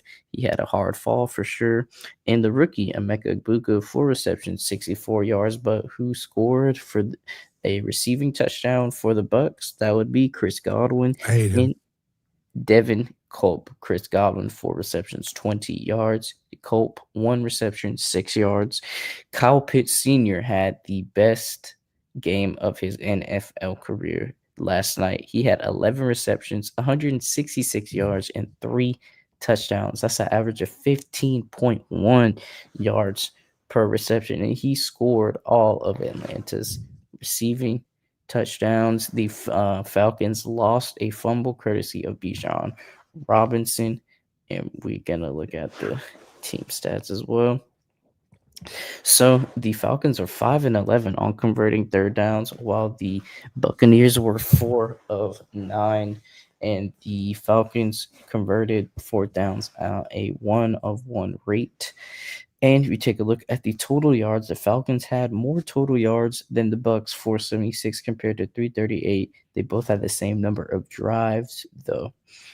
The Falcons had a lot more passing yards, 115 compared to the Buccaneers, and rushing, you can see the difference right there, 111 compared to 88 for the Buccaneers.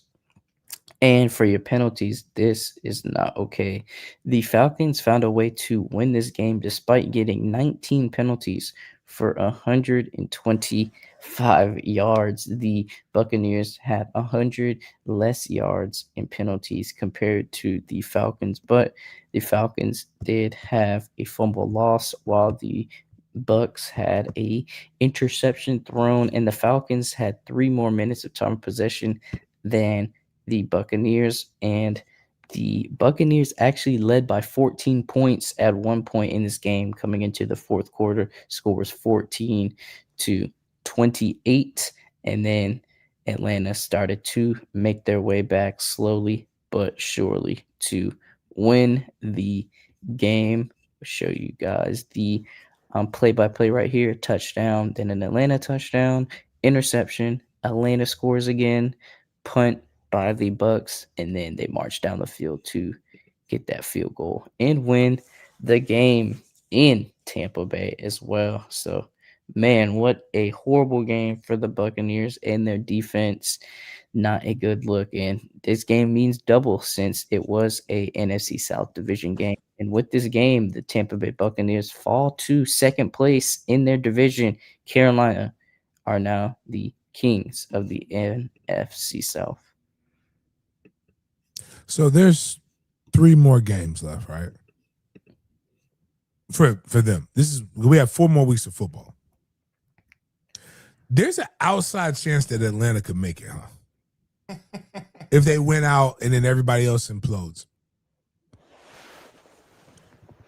What is the petite pretty princess for Carolina? Like what do they have? Let's look at before we get it. Let's not get ahead of ourselves. Let's just look at schedules. Before you do that, James, I actually have a segment that we're going to talk about the NFC South. So we can turn that up. Okay, well, yeah, then cool. That'd be perfect. Yeah, so we're gonna just. It's not gonna happen, but that'd be perfect. Yeah, I'm with you. I'm with it. So we're gonna get through some stats associated with this game and talk about the future of this division this year. So funny you mentioned that. So let's get into some of these stats from this game, this Thursday night football matchup. So shout out to Uncle Shay Shay because I know he was probably going crazy on Nightcap when he saw this. Tight end Kyle Pitts is the first tight end to have 150 plus rushing yards and 3 touchdowns in a game since the Unk himself, Shannon Sharp. And you can see that is crazy. Michelle was going crazy for him in the stands. So Kyle Pitts, that's Dubs. I don't know if they got married, but I know that's Dub's daughter. Is Pitt's baby mama. Peter Ward. Okay. I didn't know that. I don't know if I said it the proper way, and I don't want to be disrespectful to my homie. He's the father to Peter Ward's grandson. Is that bad? I don't know if they're married or not, so I don't know if that's his son-in-law, but I know, that's his. Kyle Pitts, a Florida Gator as well. He was a 4th-round pick in his draft, and he had the game of his career last night. So shout out to Kyle Pitts and the Dirty Birds for their performance, and we're going to keep on moving along. So James, Next Gen Stats, posted his route chart right here. So Kyle Pitts caught all 8 of his targets for 124 yards and 3 touchdowns when aligned out wide or in the slot in Week 15. He became the first tight end with 3 touchdowns from detached alignments since Travis Kelce in Week 11, 2022. You can see his 3 touchdowns all are on the right side of the field. His green yards are his yards after the catch, and out of the 166 yards he gained, he had 88 of those yards being yards after the catch. You can see the green line signifying the yards after the catch, and he had some long routes for sure. But yes, that is his route chart. And James actually said an interesting stat. Did you know that Kyle Pitts is the highest drafted tight end in NFL history? He is? Because he was drafted 4th overall. So he's the highest. He's a beast. Today is like he woke up and realized, yeah, I'm bigger, faster, and stronger than everybody that lines up against me. Since 2000, it looks like was the highest drafted tight end. Yeah, since the year 2000. Wow. Yeah, I'm just double checking that. Yeah, I see from right here from 2004 till 2021, he was the highest with 4. Nobody even cracked only 5 people have cracked the top 10 in tight ends since 2004. Kyle Pitts was the highest out of them. So definitely just wanted to share that fact with everybody out there. But we're going to keep on moving along with this segment right here and look at the win probability chart. So we told you about the Falcons and how they were down 14 to the Bucks in the 4th quarter. So take a look right here. The Atlanta Falcons win probability was as low as 4.8%, with 13 minutes and 29 seconds left in the fourth quarter when they were down 14 in their comeback. But the Buccaneers' chances of making the playoffs drop to 53%, and it would have been 80% with the win. You can see the win probability spike up for the Falcons later on in that last column on the right-hand side. When it's close to the final portion of the game, spikes dramatically once they get closer and closer, and they ultimately end up winning the game. But James, tough game for Todd Bowles and company, and we actually got a video of him in his post game. I mean, he was livid. I mean, I've never seen him act like this before, man. Like this was actually kind of scary, man.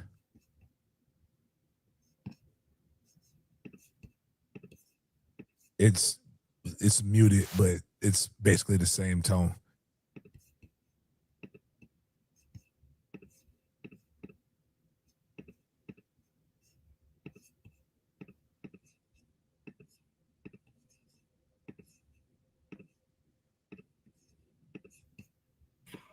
It's inexcusable. You don't make excuses. You gotta care enough where the shit hurts. You gotta care enough where the shit hurts. It gotta mean something to you. It's more than a job. It's your livelihood. How well do you know your job? How well can you do your job? Well, you can't go with that shit. It was inexcusable, and there's no answer for it. There's no excuse for it. That's what you tell them in the locker room mirror. It's inexcusable. You don't make excuses. I mean, he was just. I mean, God. I was scared listening to that. Like, did y'all hear? I mean, did you hear the baritone in the just,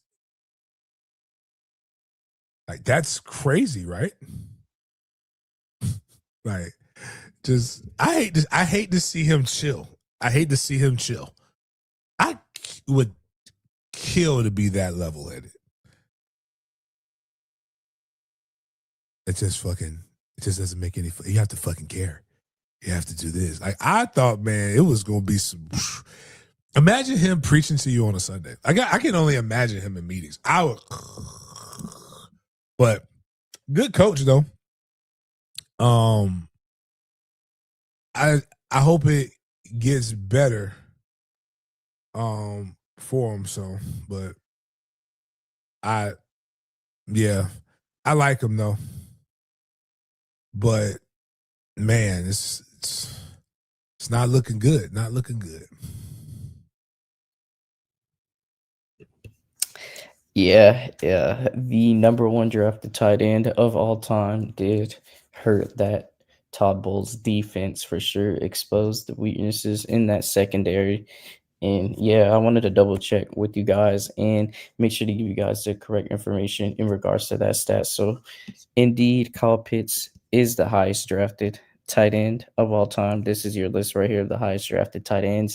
You can then have Riley Odoms, Charles Young, Kellen Winslow, Vernon Davis, TJ Hawkinson, and Eric Ebron. And Kyle Pitts sits at the top of that list in 2021. So yeah, James, highest drafted. Played against two of those guys.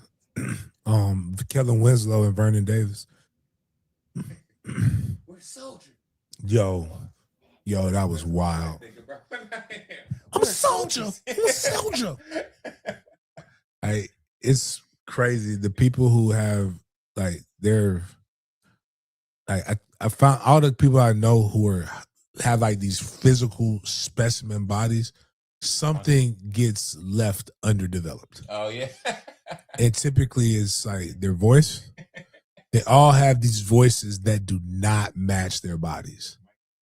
Tyson, my dog Ernie, Kellen Winslow, but my boy, I have Fred Cam Wembley. It's just his voice doesn't match. It's just like you like, bro, like God was so busy blessing you with all this athletic ability, and Greg Jones is one of those. Like, yes, you're our I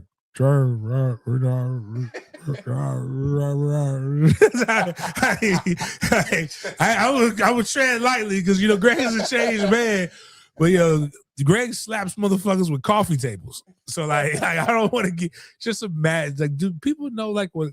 I can't say who got slapped with a coffee table, but they did get slapped with the coffee table, indeed. And he was an All-American. Like, right, he did. He earned that that car. And the person who got slapped, I just seen recently, and he's that motherfucker's still big, still kind of crazy. Like, I don't want no, like, I'm older and I'm not as spry as I used to be. None of us are, but like those physical altercations are going to be intense and quick. And I don't want to be on the wrong end of it, but like Buddy he earned it. And there's a lot of other things that, you know, with that guy too, but like he earned that shit. And like when he's like, the coffee tables is just like the Burt coffee tables, like at the Burt Reynolds was like sturdy. He slapped my man in the fucking face with a fucking coffee table. Like just picked it up like it was a bat. And then got on top of him and just like, you know, just started ground and pound.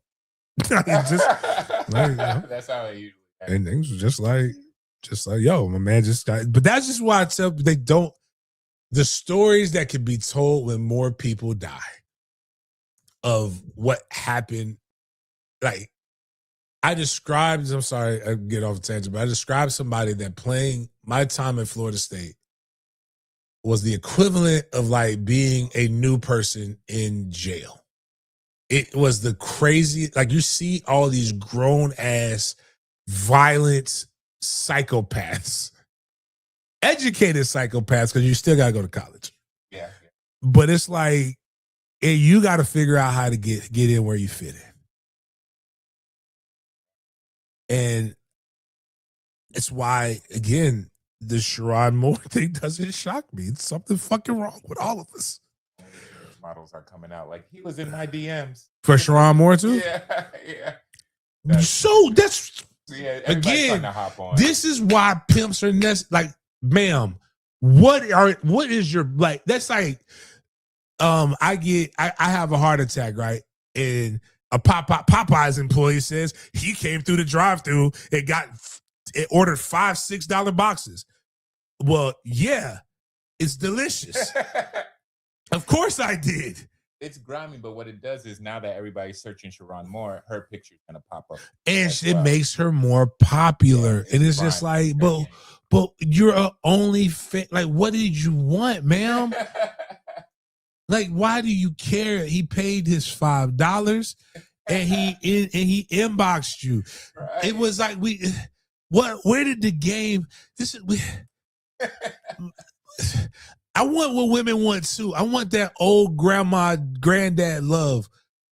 When granddad had the family on the other side of town too. The women, they used to know to just shut up. In these instances, not like shut up like that you need to make your needs met, but like what? Why? Why are you telling me that? Why do we need to know? How did he ask you? Okay, this is when I would care. Did he ask you how to defend Jeremiah Smith? Because now I'm mad. Because Jeremiah got off. Was he the reason why, you know, Bryce Underwood wasn't performing? What did he ask you for offensive sets? Did you? I just thought about it. Remember when Urban Meyer? Again, people are Urban Meyer is cheating on his wife and he's got his hand up some girl's skirt at this. I didn't care about that. I cared that he didn't take the team playing back home with his team. Take the team plane back home, hop the private jet, go back to Ohio, and cheat in peace. Right. I care that you sucked. That's what I care about. Like, all of this stuff, who cares? That's why I love Lane Kiffin. Lane Kiffin, they coming out the woodworks with Lane Kiffin. Lane Kiffin ain't said nothing. I'm paid. Oh, so Jay Pistol put something. Did you hear about, like, the lady that I've never heard the full Al Green story. But they say when you actually research the full Al Green story, it is not just what we were told. I wasn't just minding his business and getting grits thrown on him.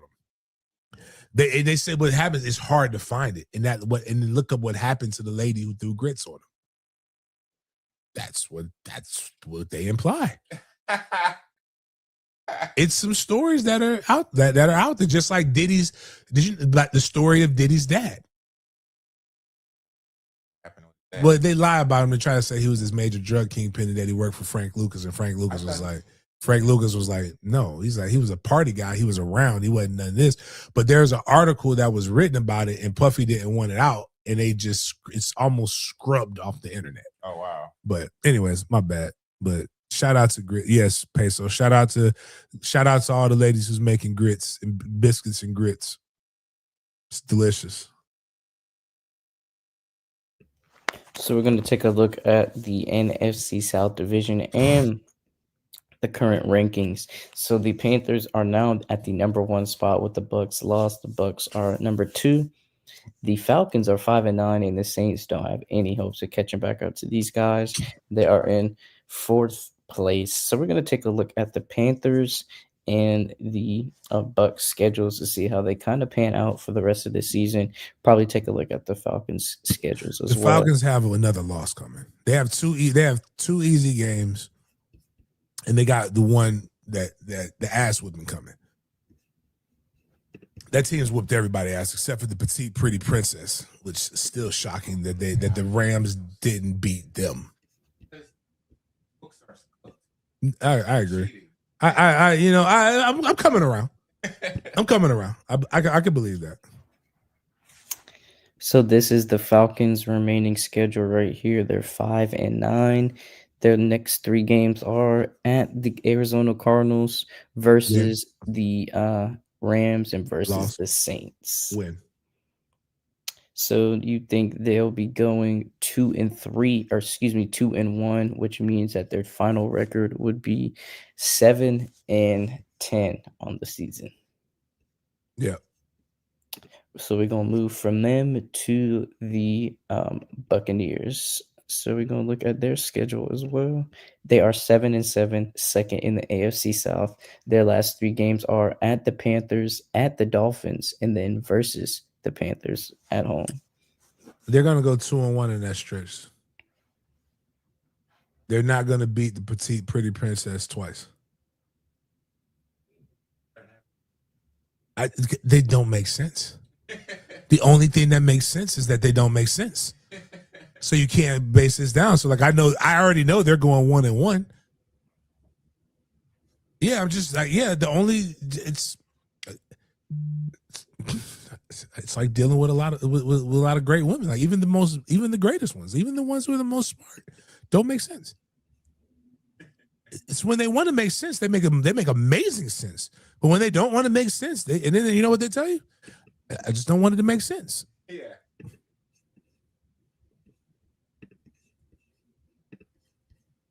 What up, Joe? Y'all, hold on real quick. Joe.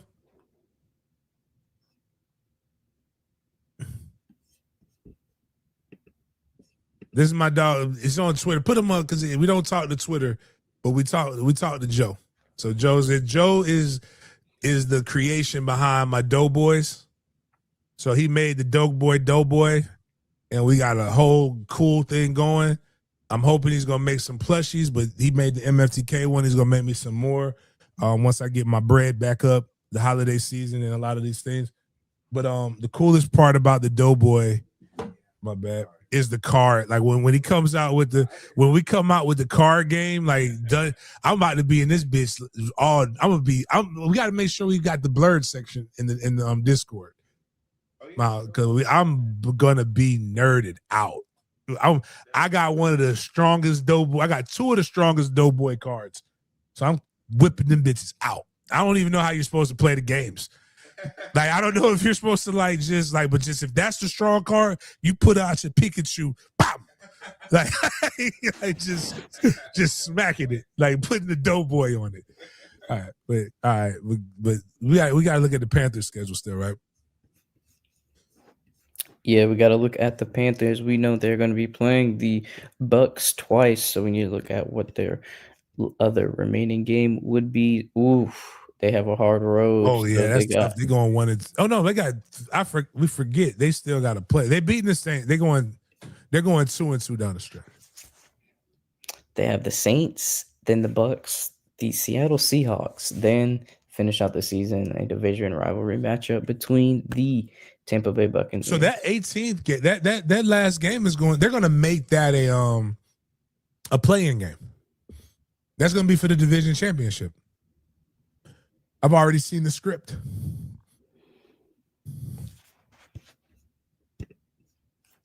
So who do you got winning the NFC South division when it's all said and done?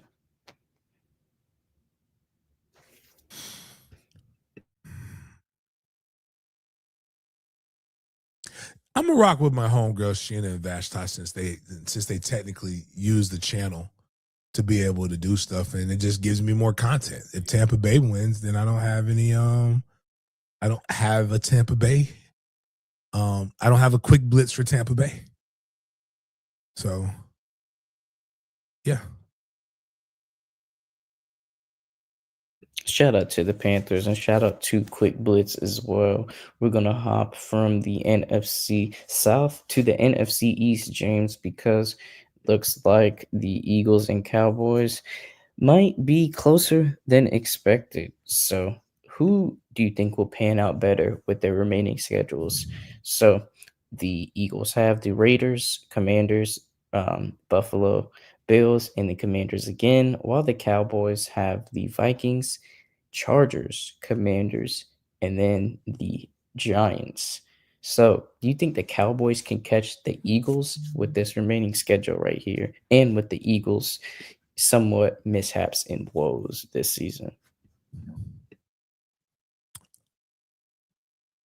I think the Eagles are. I don't think the Cowboys are catching up. They got two W. They got 3 W's there with the Eagles. That puts them at 11-5. Cowboys are 2 up in the air. They have 2 W's on that, but I can see Minnesota and the Chargers whipping that ass. So they need the Eagles to drop 2 games in order for this to happen, and I don't see that happening. Got you. And yeah, the Commanders were dealing with some injuries in that quarterback position. Zach Ertz out with the Achilles. Horrible video. We watched the hospital ball from Marcus Mariota, but chop block on him or chop tackle anyways. But gonna be exciting for this NFC East division with the somewhat Eagles decline if they keep declining and if the Cowboys can really execute and win these games. So we'll see, and we'll keep you guys updated on everything up, down, and far in between. But sometimes stuff it happens, and sometimes you just get the short end of the stick. And Dylan Gabriel has been getting the short end of the stick, courtesy of the Cleveland Browns media on Underdog. So take a look at this post by Underdog, James. They decided to show love to the Cleveland Browns 2025 rookie class. All these descriptions were great, including interesting stats, but for Dylan Gabriel, they put the obvious. So let's just take a look at Dylan Gabriel. They put throws left-handed as his fun fact in this. You take a look at Shador, only QB with the 300-yard plus passing game. Look at Harold Fannin Jr., the highly coveted tight end from Bowling Green, second among rookie tight ends in receptions, receiving yards, and touchdowns. You got Quinshon Judkins leads all rookie running backs in rushing yards and rushing touchdowns. Got a couple more players like Mason Graham. But Dylan Gabriel, all he says is throws left-handed. That's hilarious. I love the shade. But he hasn't done anything remarkable. So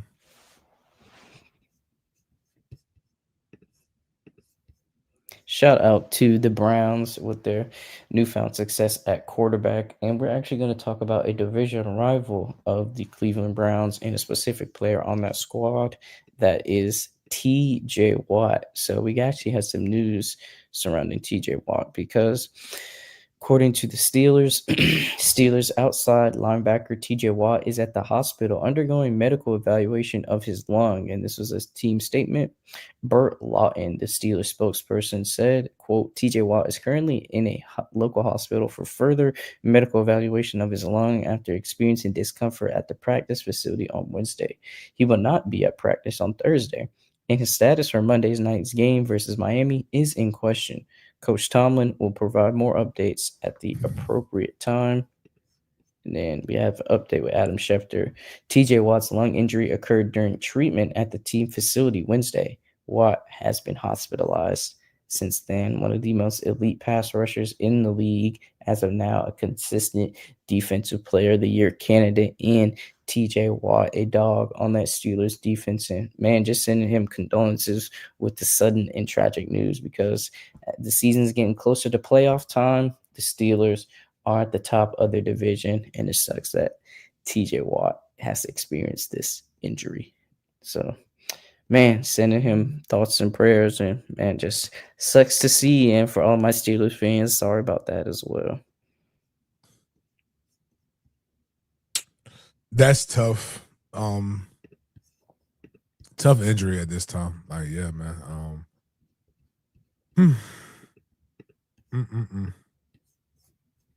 James, you know, this game, it can definitely put a lot of wear and tear on your mind, and not just your mind, but your body as well. And sometimes you can act a little out of character when certain things or certain opportunities get passed by you or get passed from you. And Cam Newton had an issue with Phillip Rivers getting that call from the Colts. You know, he had to put his 2 cents into a conversation. So this is Cam reacting to the Phillip Rivers situation in signing on his podcast, 4th and 1. So James, let's see if you find this dialogue interesting from Cam Newton.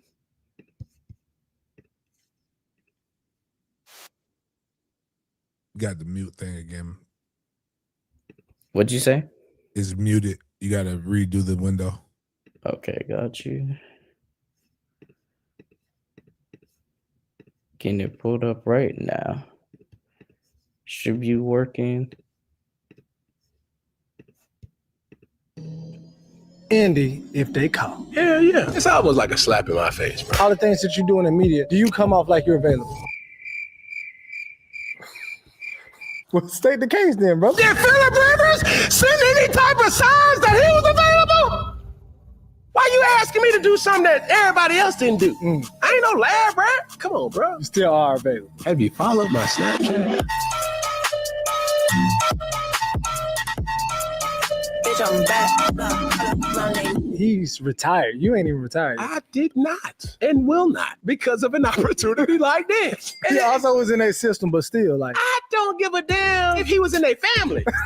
He's 44 years old, bro. he got How do grandkids. people hold Cam Newton to a standard that you're not holding everybody else? Cam, did you say that you were still available? Cam, you're retired. So did Phillip. But I know when it comes with me, the personality, bro.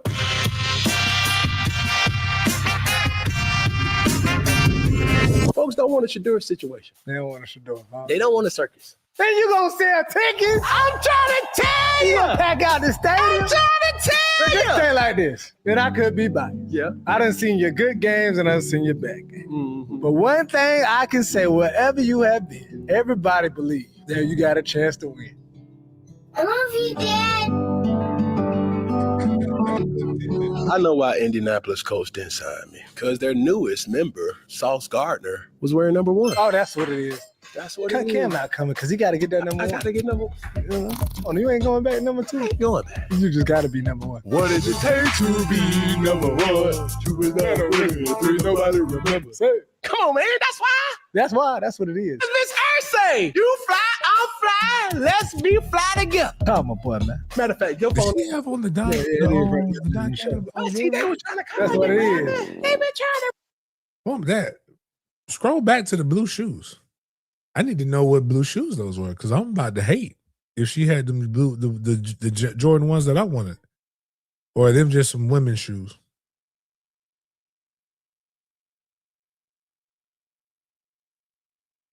Nah, that's some them ain't Jordan ones. Them some, but one Cam is hilarious. Points were made slightly, but nonetheless, Cam is hilarious. They went with a relationship that they already had. I did not realize Phillip Rivers hadn't played since 2020. Until the other day. There were other guys that they should have got. That one, I think let's put our personal gripes aside. And Phillip Rivers is a better quarterback. Has Phillip Rivers ever won an MVP? Because there's actually numbers and data that we can use to be able to prove. Because Phillip Rivers is that guy, but Cam Newton's won an MVP. Like Cam Newton's literally played in the Super Bowl. Phillip Rivers hasn't. So he's not. We just like him more because you didn't hear him. But Phillip Rivers is an A1 shit talker too. That's what I've played against Phillip. Like I'll say this, I would pick a guy who knows my system, has coached in my system, and has played in my system over a guy who hasn't played. And that's what I think we got to kind of like use our verbiage a little bit different. But we also got to understand what this is. Cam has a really, really good platform. And he's very entertaining, and he can articulate something to force you to have an emotion, which is what this is all about. And Cam doesn't want to play. You know what? Cam will be doing it more than likely if he wanted to play, he'd be playing. But what Cam just did was give us was that 2 minutes that we listened to? Like, and if Cam were to come, it would be to get more content for his show, which is good. It's entertaining, and that's what he's figured out. And he said something, and you know what? 50% of the people are going to be like, I would love to see Cam. And then 50% of the people are going to talk about the way Cam dresses.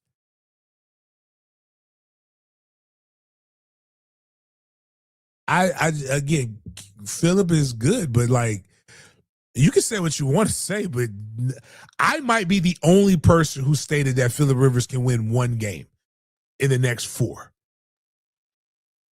So regardless, Phillip Rivers ain't moving the fucking needle either.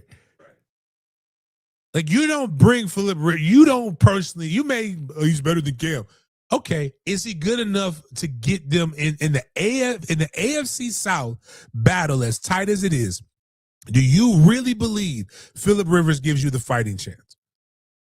A 45-year-old quarterback with a grandkid and like 20 other kids that can't move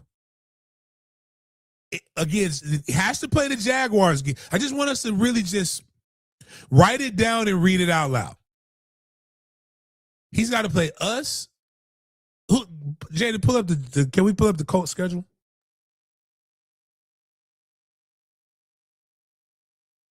Because it's not about one, they both are throwers of the football. Neither has any relationship with throwing to any of these wide receivers. So they're both coming in close. You're going to have to simplify the offense regardless of who has the system.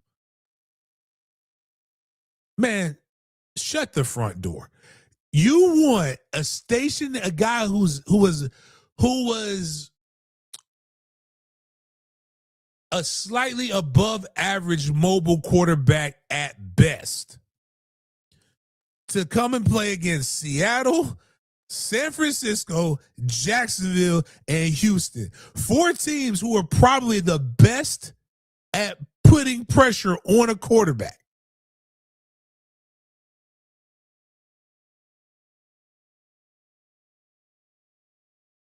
I would have called Cam. I'd call Kaepernick. I'd call Teddy. I'd call a bunch of other different guys other than him, because and who is he replacing? Has Daniel Jones ever given you the propensity in his career of a carve up a defense type of quarterback? Hell no. This is business, guys. Business isn't about emotion. You have an opportunity to make the playoffs. Unless you're trying to tank so that you can get a better mid-tier pick in a draft that isn't very deep. And Londa you're right, but Londa, he wouldn't be competing he would be the starter because Daniel Jones tore his Achilles. He's gone. His career is probably done now. So, nevertheless, we're done. I mean, we're done. Like, we're on that motion. Like, but Philip Rivers, that quarterback, I don't give a fuck. I need the Jaguars to beat him again so we can go to the playoffs. So, kudos to that. But cancel. Oh. Just make sure you have like the ambulance and stuff like that.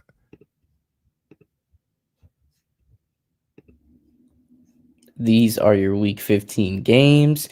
Yesterday, the Thursday night matchup happened. So now you have the Browns at Bears, Cardinals at Texans, Commanders at Giants, the Raiders at the Eagles, Jets at the Jags, Baltimore at Bengals, Chargers at Kansas City, Buffalo at New England, Indiana at the Indianapolis at the Seahawks, Green Bay at Denver, Detroit at LAR, the game of the week, the division rivalry game between the Panthers and Saints, Titans at Niners, Vikings at Cowboys, and your Monday night matchup is going to be the Miami Dolphins versus the Pittsburgh Steelers.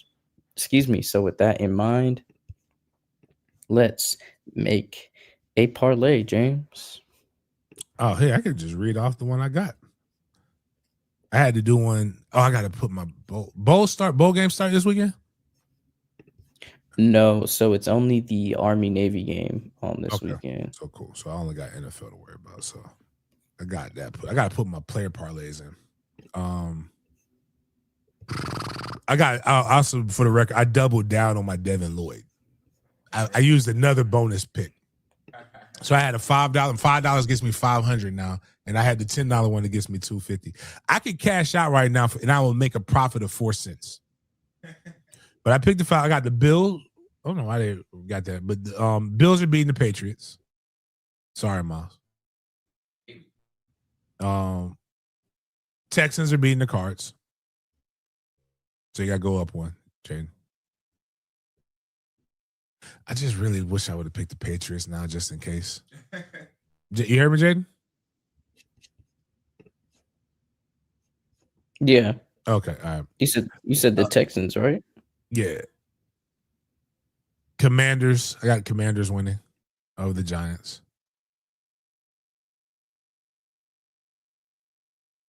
Bengals beating the Ravens. Chiefs beating the Chargers. Jags. Ooh, I'm glad I got mine when I got it. I got it at minus 900. Eagles beating the Raiders.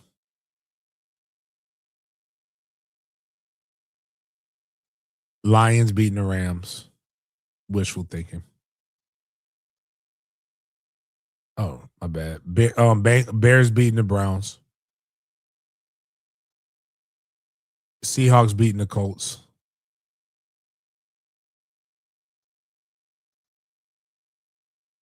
Did I miss the Broncos? Did I not?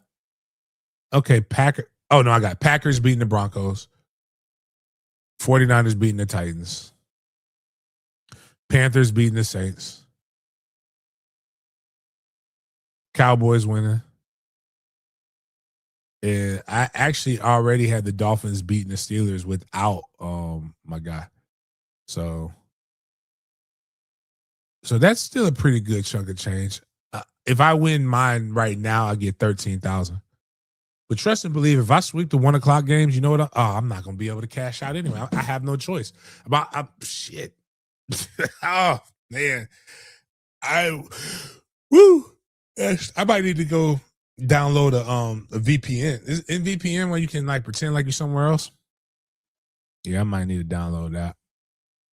Oh, I have another no sweat bet. Oh, never mind. It's for the Jaya Lie. I don't want that. Now we are at our big Games BS portion of the show, where we bring the scope of the conversation outside of the typical football world. We have 2 posts to review in our BS or Bust and food review topic. The second one is a festive kind of commemorative piece, but the first one, it's gonna be a crazy one. So the first food item we're going to review is the Third Wave Barbecue Bang Bang. And it is crazy. It's a mix, a bunch of different proteins, cheeses, and everything. And I don't know if you're going to give this a BS or a Bussin' James. So let's take a look at this video right quick. And everybody in the chat, let us know what you think of this food item as well.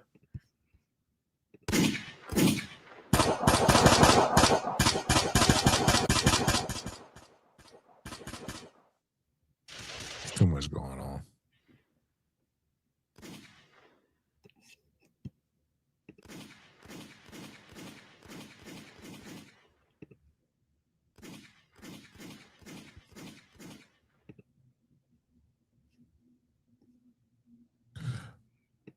So I got fettuccine barbecue pasta and loaded waffle fries. Yep. Okay. I mean, I'm not ordering that, but I mean, if it's somebody, I'd ask for a fry. But like, I think sometimes we just put too many things. Like we just do too much. Like all that wasn't necessary. Like, because I'm gonna be honest with you, I never have craved all of those things together at the same time. Like, I want ribs. I want Alfredo. I don't want my Alfredo fucking touching my ribs. And I may have some fried. I don't like the cheese with sauce. I don't like cheese sauce like that. So like, that sounds like people be bored and they just be doing stuff. So yeah, I'm gonna go with no. That's a no for me. Yeah, I'm not finna go request that. Yeah, I gotta be on a whole kite for me to do that.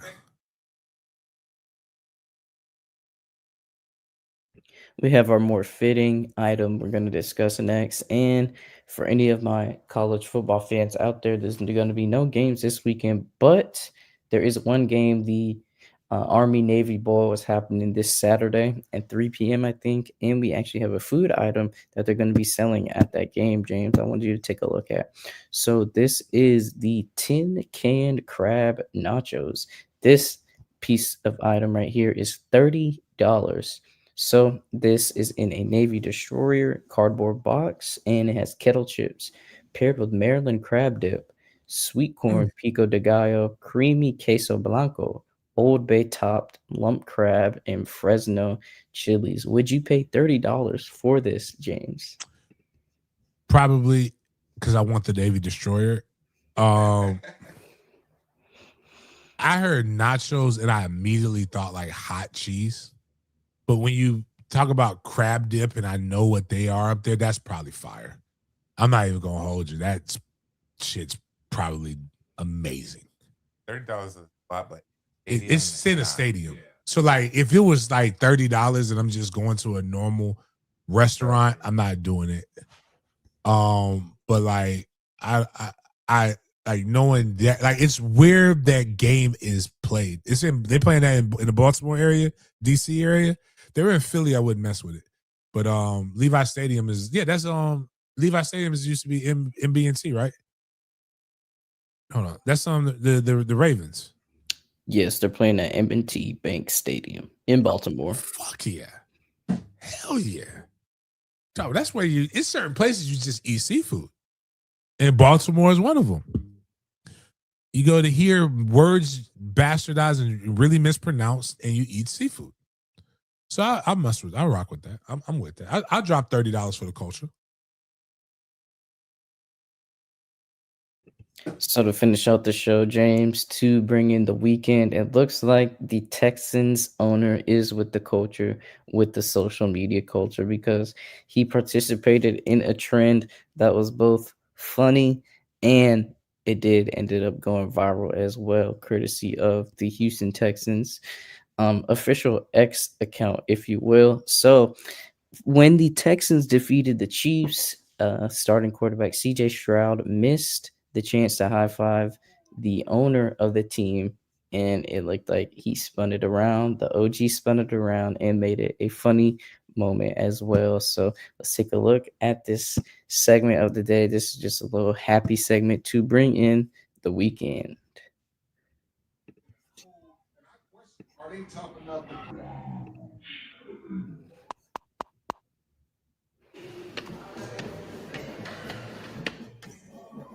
Hi, good morning, Mr. McNair. He still hasn't. Hey, Cal. Hey, Cal.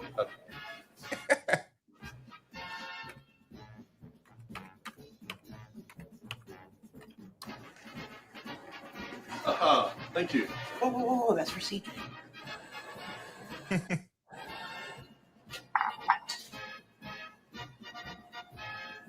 CJ only, that's right.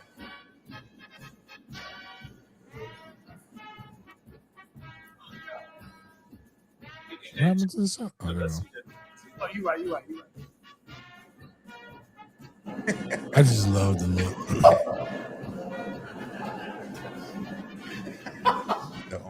Yeah, baby. I've been waiting for that. Yes.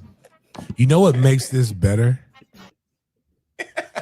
Is that he I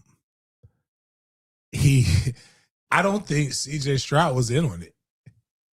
Like looking at his face, like CJ Stroud was like, oh my God, I can't believe he actually is here, like waiting on this. I thought that was great. Like I think one of the things that happens too much is with people in power is that they don't allow themselves to be humanized. Yeah, he's a billionaire, and you know, we're not gonna forget that you guys made us realize that Deshaun Watson was a nut ass freak bull. What she did was wrong, but I'm not mad at it. I just remember that. But just to see this kind of like makes it like, yo, he might be fun to be around. Right. Like, I might not want to be because he's a billionaire, so I know there's dead people around him. There's bodies. You don't become a billionaire. Like, and he owns people. But like, this is what, if I owned people, this is the stuff that I would do with the people that I owned. And I think it's cool. And like, just for him to be like, yo, I had this cool kid that didn't acknowledge me, but like, we're going to go in here and like, it looked like he made his day. It just like watching that was just like, man, you see a world where it's a bunch of other BS and then you see that and I'm like, man, that's fun. I don't think people want to have fun. I think people want to use social media to be mad all day. No, we didn't. I'm gonna tell you this, Titan. I've gone to 4.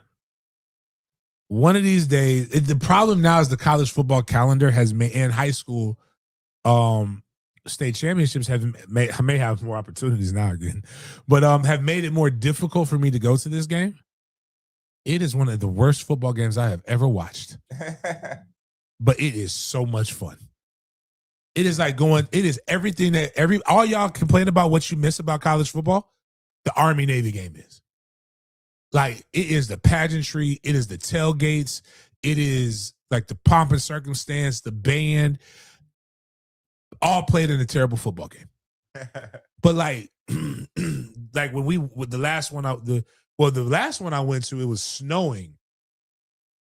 And it was it was a couple of days ago was when Facebook showed me, it's like 8 years ago. And like, so they couldn't do the flyover because of the conditions. But Army wore all white and in the snow and you couldn't see it. It was great. But the one that I went to that now was played in the Eagle Stadium, the one that I played that was at MB&T, they had the Black Hawk helicopters. That was the flyover. So it felt like they about to whoop some ass. It's like heavy and low, and you can feel the vibration in your chest. Like we went to that game, and then the Jags played the Ravens, so we did like a double dip that day. It was like it's cool. Like they got the tailgates. Everybody is welcoming. Before Barstool really blew up, there was a Barstool tailgate. I learned that you have not had hot chocolate until you put in not Goldschlager. Never put Goldschlager in anything. That's terrible. What's the stuff? The cinnamon shit. The cinnamon drink. The liquor drink. It's got the little red thing on it. It's like an alcoholic mint. Fireball. Fireball, there we go. Put some Fireball in that shit. It was cold. Man, I was freezing. Man, I drank that. I wasn't cold no more. I was warm. I mean, and they did like it's like a Hallmark movie for football. Like the day it was snow, it's like they had a cauldron with the hot chocolate, and they put the thing in there. Like they didn't like, black people, we scoop and then pour. White people, they push down so that the flavors spill into the thing. Like you don't scoop out because you might not get everything when you do that. But when you push down, everything is spill, and then you just and you pour it, and it was just good. It was just good football, man. I mean, it was good football atmosphere, man. I loved it. You don't. I got a chance. They have the full displays. I was able to use the guns. Well, you don't really use them, but like they have like the stuff like you can see. It's a big ass propaganda for the military. But yeah. So yeah. Outside of that, man, it was a dope experience for the Army Navy game. So go Army, beat Navy. Outside of that, got anything else, Jaden? That's all I had for the notes portion of the show. Didn't have anything else planned. So, nope, that's all it. Oh man, appreciate you guys for coming in. Just remember, check out the Discord. We'll be showing the Reigns versus Miami Northwestern game here tonight. I do not want to get the channel jammed up, so we won't be doing that. But if you don't want to be in the Discord, we probably will have it on the Twitter and the Facebooks as well. We want to grow that Discord. Obviously, it's a really cool way to watch games, very entertaining way to watch games. I probably will try to watch the Jaguar game in the Discord as well, so we can just join the Discord. We'll be chopping it up and doing a lot of cool things with that. Outside of that, man, have a great weekend. Make sure you just stay tuned to the social medias. A lot of stuff that's going to be going there. Make sure you go to the Trials to Triumph podcast to go check out me and Freddie Stevenson's interview. You'll learn a little bit about me, why I am the way I am. And outside of that, appreciate you guys for chopping it up with me. We'll see you guys next time.